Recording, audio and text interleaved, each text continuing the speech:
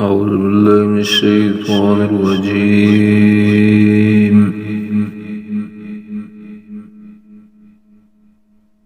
بسم الله الرحمن الرحيم.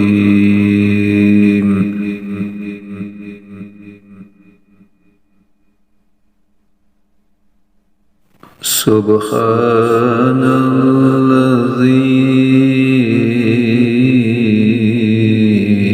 أسرى بعبده ليلا من المسجد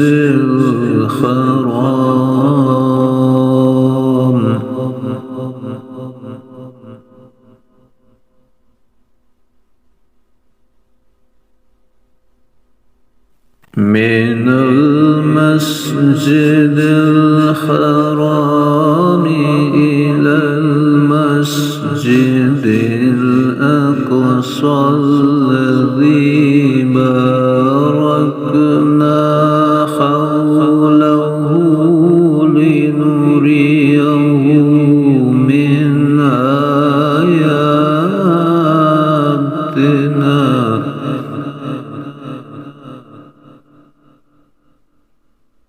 إنه